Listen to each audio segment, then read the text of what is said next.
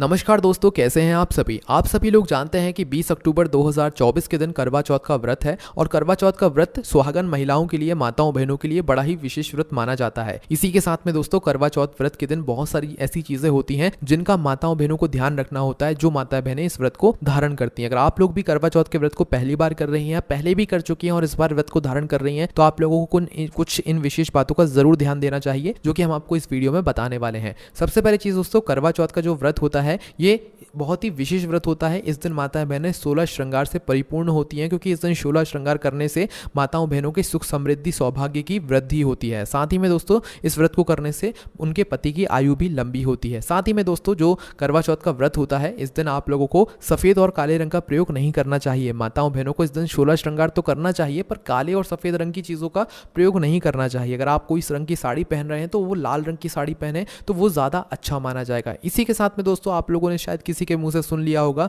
कि इस समय जो है भद्रा का साया भी आ रहा है इस पर करवा चौथ पर। तो देखिए हम आपको बता दें, आपको टेंशन लेने की बात बिल्कुल भी नहीं है कि भाई इस समय भद्रा आएगा तो भद्रा के समय हम कैसे व्रत रखेंगे। तो देखिए हम आपको एक समय बता देते हैं, उस समय के बीच में आप लोग मात्र कुछ मत करना, और ये समय बहुत ही कम समय है ना। तो देखिए जो सुबह के 6:30 बजेंगे, आप ये मान लो कि 1 घंटे का समय आपको बता रहे हैं, सुबह के 6 बजे से लेकर, वैसे तो 6:24 का समय है, पर हम आपसे कहेंगे कि सुबह के 6 बजे से लेकर 7 बजे के बीच में आप कुछ भी पूजा वगैरह शुभ कार्य, अपने व्रत से जुड़ा हुआ कोई कार्य मत करना। बस इस समय थोड़ा सा बहुत जो है 21-22 मिनट का जो है भद्रा काल का समय है, इससे ज्यादा नहीं है। तो हम तो आपसे बस यही कह रहे हैं, सुबह 6 बजे से लेकर 7 बजे के बीच में कुछ मत करना है ना, मतलब कर लेना, बस पूजन के कार्य, करवा चौथ के व्रत के कार्य बिल्कुल मत करना, ठीक है। इसके अलावा किसी को टेंशन लेने की बात नहीं है। शाम के समय, रात्रि के समय हमारी सारी पूजन होंगी और उस समय कोई भी भद्रा का साया नहीं है। सुबह है, थोड़ा सा साया है, बस उससे कोई घबराने वाली बात नहीं है ना। इसके अलावा दोस्तों यहाँ पर हम आपको बता दें कि भाई करवा चौथ के व्रत में जो सुबह से लेकर आपको शाम तक कार्य करने होते हैं वो एक बार सुन लीजिए।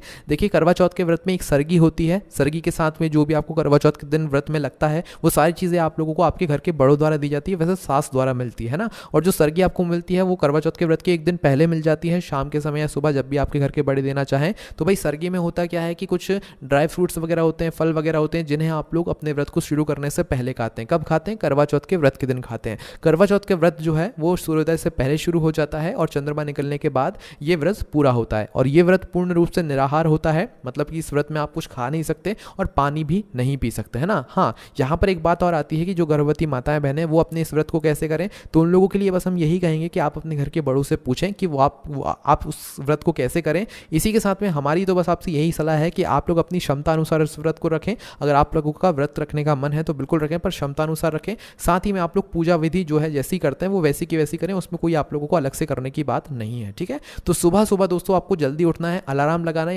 या तो अपने घर के किसी सदस्य से बोलना है कि वो आपको सुबह जल्दी उठा दे। इस व्रत की शुरुआत सूर्योदय से पहले पहले हो जाती है, सुबह जल्दी उठिएगा। उठने के बाद सुबह 4:30 बजे से 4:30 बजे तक आपको सरगी ले लेना है। स्नान करने के बाद जो है सरगी आप लोगों को ले लेना है ना। सुबह सुबह जब आप स्नान करो तो स्नान करने के बाद धरती माता को और करवा माता को एक बार प्रणाम भी जरूर कर लेना है ना। और सरगी लेने के बाद फिर जो भी आपकी पूजन अर्चना आप सुबह करना चाहते हो, करवा माता की फोटो लगाना चाहते हो, चौकी लगाना चाहते हो, वो सारी चीजें कर लेना। उसके बाद सुबह आशीर्वाद भी अपने घर के बड़ों का जरूर लेना है ना। सुबह भी आशीर्वाद लेना और शाम के समय भी आशीर्वाद लेना। अब देखो पूरा दिन भर आपके पास रहेगा, तो आप लोग जो है सुबह के 7, 8, 9, 10 जैसे ही बज जाते हैं, उस समय आप लोग अपने 16 श्रृंगार करना शुरू कर देना। हाथ में मेहंदी लगाना, पैरों में माहौर लगाना, जो भी आप बिछिया वगैरह पहनते हो वो पहनना, चूड़ी पहनना, बिंदी लगाना, जो भी आप श्रृंगार करना चाहते हो, मेकअप करना चाहते हो, वो आप लोग कर लीजिएगा, ठीक है। 7, 8, 9, 10 बजे तक कर लीजिएगा, है ना। पूरे 16 श्रृंगार आप लोगों को इस दिन करना है, इस बात का ध्यान रखिए। मेहंदी वगैरह से सभी चीज़ों से आप लोग परिपूर्ण रहना। और पूरे दिन आप लोगों को जो है अपने मुंह से अपशब्द नहीं बोलने हैं। आप देखो पूरे दिन व्रत रखोगे, मोबाइल तो जरूर चलाओगे, तो इस बात का ध्यान रखना है कि अपने आंखों से कुछ गलत नहीं देखना है।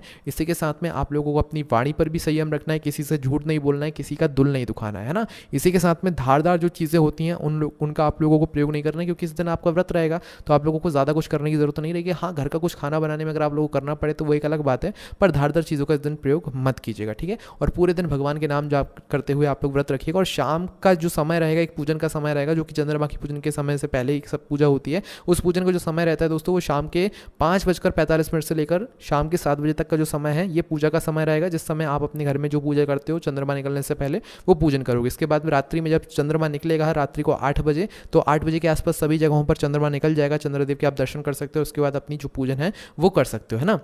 इसी के अलावा दोस्तों आप लोगों को एक वायना भी चीज़ होती है, वायना चीज़ देना पड़ता है किसी किसी को। तो भाई बहुत सारे लोगों को प्रश्न होते हैं कि भाई हमारे पास तो कोई है ही नहीं, हमारे घर का बड़ा, तो हम वायना किसको दें। तो भाई आप अपना वायना अपने घर के आसपास जो भी पंडित जन रहते हो, मंदिर हो, तो भाई पंडिताइन को जो है आप लोग ये वायना दे सकते हो और अपने व्रत को पूर्ण कर सकते हो। और अपने व्रत में से जो है जो भी आप पूजन करो उसमें से सुहाग की सामग्री अपने लिए भी ज़रूर बचाना, ठीक है, इस बात का ध्यान रखना है ना। तो ये सारी ज़रूरी चीज़ें हैं जो कि आप लोगों को ध्यान रखना। और करवा चौथ के व्रत दो चीज़ों के बिना पूर्ण नहीं माना जाता है। सबसे पहली चीज़ तो जो है सरगी, जो कि आप लोग सुबह लेते हो। उसके बाद में दोस्तों यहाँ पर आपकी जो व्रत कथा होती है, करवा चौथ के दिन व्रत कथा ज़रूर सुननी चाहिए। जब आप शाम के समय पूजन करो ना, उस समय व्रत कथा ज़रूर सुननी चाहिए। उस व्रत कथा के समय सुनते समय आप लोगों को अपने हाथ में गेहूं के दाने या तो चावल के दाने रखकर ही कथा सुननी चाहिए। फिर इन दानों को जो है आप लोगों को मतलब अपने करवे के अंदर डालकर इसी से जो है चंद्रदेव को अर्घ देना चाहिए। इस तरीके से आप लोगों को ये पूरी करवा चौथ की व्रत की विधि करनी है, मतलब पूरे दिन का ध्यान रखना है और इस तरीके से व्रत रखना है। अगर आप लोगों को करवा चौथ के व्रत की विधि जाननी है, पूजा विधि जाननी है, चंद्रदेव के पूजा विधि जाननी है, तो आप हमसे कमेंट करके पूछ सकते हैं, हम आपको बिल्कुल बताएंगे। कोई भी समस्या कमेंट करके पूछ सकते हैं।